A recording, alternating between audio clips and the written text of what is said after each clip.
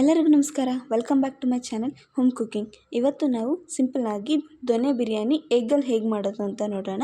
ಕೇವಲ chicken mutton ಏನಿಲ್ಲ, ಎಗ್ಗಲ್ಲಿ ಕೂಡ ದೊನೆ ಬಿರಿಯಾನಿ ತುಂಬ ಟೇಸ್ಟಾಗಿ ಬರುತ್ತೆ. ಹೇಗೆ ಮಾಡೋದು ಅಂತ ಇವತ್ತಿನ ರೆಸಿಪಿಯಲ್ಲಿ ನೋಡೋಣ. ಮೊದಲಿಗೆ ಮಸಾಲ ರುಬ್ಕೊಳ್ಳೋಕ್ಕೆ ಇಲ್ಲಿ ನಾವು 1 ಹಿಡಿಯಷ್ಟು ಪುದೀನ, ಹಾಗೆ ಕೊತ್ತಂಬರಿ, ಒಂದು 4ರಿಂದ 5 ಹಸಿಮೆಣ್ಸಿನ್ಕಾಯಿ. ನಾನು ಸ್ವಲ್ಪ ಜಾಸ್ತಿನೇ ತೊಗೊಂಡಿದ್ದೀನಿ, ಖಾರ ಜಾಸ್ತಿ ಬೇಕಂತ.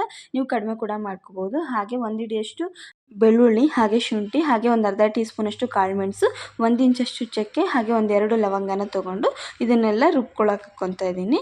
ಇಷ್ಟನ್ನು ಹಾಕ್ಕೊಂಡು ಮಿಕ್ಸಿ ಜಾರ್ಗೆ ಹಾಕ್ಕೊಂಡು ರುಬ್ಕೋಬೇಕು. ಹಾಗೆ ಒಂದು ಅರ್ಧ ಟೀ ಸ್ಪೂನಷ್ಟು ಇಲ್ಲಿ ಉಪ್ಪನ್ನ ಹಾಕ್ಕೊತಾ ಇದ್ದೀನಿ. ಉಪ್ಪನ್ನ ಸೇರಿಸಿ ರುಬ್ಕೊಳ್ಳೋದ್ರಿಂದ ಹಾಗೆ ಹಸಿರು ಕಲರ್ ಹಾಗೆ ಬರುತ್ತೆ, ನಾವೇನು ರುಬ್ಕೊಂಡಿದ್ದೀವಿ ಮಸಾಲ.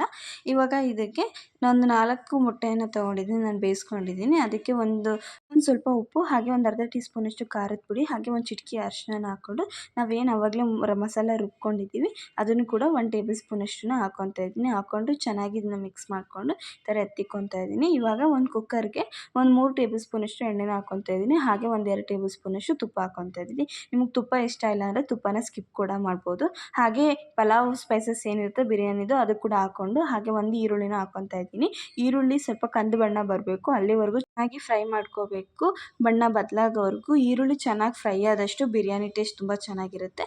ಇವಾಗ ನಾವೇನು ರುಬ್ಕೊಂಡಿದ್ದೀವಿ ಆ ಮಸಾಲಾನ ಹಾಕ್ಕೊಂಡು ಅದು ಹಸಿ ವಾಸನೆ ಬರೋವರೆಗೂ ಚೆನ್ನಾಗಿ ಸ್ವಲ್ಪ ಫ್ರೈ ಮಾಡ್ಕೋಬೇಕು. ಅದೊಂದು ಸ್ವಲ್ಪ ಎಣ್ಣೆ ಬಿಡೋವರೆಗೂ ಚೆನ್ನಾಗಿ ಹುರ್ಕೋಬೇಕು. ತುಂಬ ಜಾಸ್ತಿ ಮಸಾಲೆ ಏನು ಮಾಡ್ಕೊಂಡಿಲ್ಲ ನಾನು, ತುಂಬ ಮಸಾಲ ಜಾಸ್ತಿ ಆದರೂ ಚೆನ್ನಾಗಿರಲ್ಲ, ಲೈಟಾಗಿರುತ್ತೆ.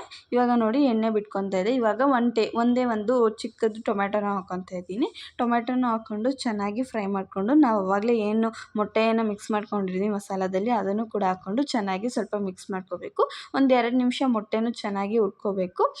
ಆವಾಗಲೇ ನಾವೇನು ರುಬ್ಕೊಂಡಿದ್ವಿ ಆ ಮಸಾಲ ಜಾರಲ್ಲಿರೋ ನೀರೆಲ್ಲ ತೊಗೊಂಡು ಇವಾಗ ನೀರನ್ನ ಕೂಡ ಇಲ್ಲಿ ಹಾಕ್ಕೋಬೇಕು. ನಾನು ಇಲ್ಲಿ 1.5 ಗ್ಲಾಸಷ್ಟು ಅಕ್ಕಿನ ತೊಗೊಂಡಿದ್ದೀನಿ. 1.5 ಗ್ಲಾಸ್ಗೆ ನಾನಿಲ್ಲಿ 3 ಗ್ಲಾಸಷ್ಟು ನೀರನ್ನ ಹಾಕ್ಕೊಂಡಿದ್ದೀನಿ. ಹಾಗೆ ರುಚಿಗೆ ತಕ್ಕಷ್ಟು ಉಪ್ಪನ್ನ ಹಾಕ್ಕೊಂಡು ಚೆನ್ನಾಗಿ ನೀರು ಕುದಿಬೇಕು. ಕುದ್ದಾದಮೇಲೆ ರೈಸ್ ಹಾಕ್ಕೋಬೇಕು.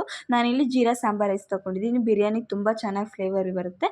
ಇದಿಲ್ಲ ಅಂದರೆ ದಿನ ಬಳಸೋಂಥ ಅಕ್ಕಿ ಕೂಡ ಹಾಕ್ಕೋಬೋದು. ಹಾಗೆ ಬಾಸ್ಮತಿ ರೈಸಲ್ಲಿ ಕೂಡ ಮಾಡ್ಕೋಬೋದು, ಅದು ಕೂಡ ಚೆನ್ನಾಗಿರುತ್ತೆ. ದೊನ್ನೆ ಬಿರಿಯಾನಿಗೆ ಜೀರಾ ಸಾಂಬಾರ್ ರೈಸೇ ತುಂಬ ಚೆನ್ನಾಗಿರುತ್ತೆ, ಅದಕ್ಕೆ ನಾನು ಅದನ್ನೇ ಯೂಸ್ ಮಾಡ್ತಾಯಿದ್ದೀನಿ. ಇವಾಗ ಅಕ್ಕಿನೂ ಹಾಕಿದ್ಮೇಲೆ ಅದು ಒಂದು ಕುದಿ ಚೆನ್ನಾಗಿ ಬಂದಮೇಲೆ ಮಿಕ್ಸ್ ಮಾಡಿಕೊಂಡು ಇವಾಗ ಇದನ್ನು ಕುಕ್ಕರ್ ಲಿಡ್ ಕ್ಲೋಸ್ ಮಾಡ್ಕೊತಾ ಇದ್ದೀನಿ. ಕುಕ್ಕರ್ ಲಿಡ್ನ ಕ್ಲೋಸ್ ಮಾಡಿ 2 ವಿಷಲ್ ತೊಗೊಬೇಕು.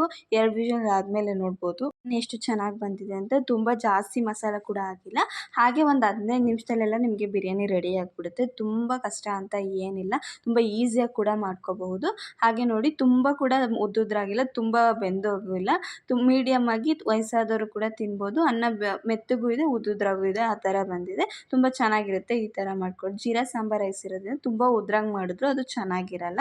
ಇಷ್ಟಿದ್ರೆ ತುಂಬ ಚೆನ್ನಾಗಿರುತ್ತೆ. ನಿಮ್ಗೇನಾದ್ರು ರೆಸಿಪಿಗಳು ಇಷ್ಟ ಆಗಿರೋ ದಯವಿಟ್ಟು ಚಾನಲ್ನ ಸಬ್ಸ್ಕ್ರೈಬ್ ಮಾಡ್ಕೊಳ್ಳಿ, ಶೇರ್ ಮಾಡಿ, ಹಾಗೆ ನಿಮ್ಮ ಅನಿಸಿಕೆಗಳನ್ನ ಕಮೆಂಟ್ ಬಾಕ್ಸಲ್ಲಿ ತಿಳಿಸಿ. Thank you.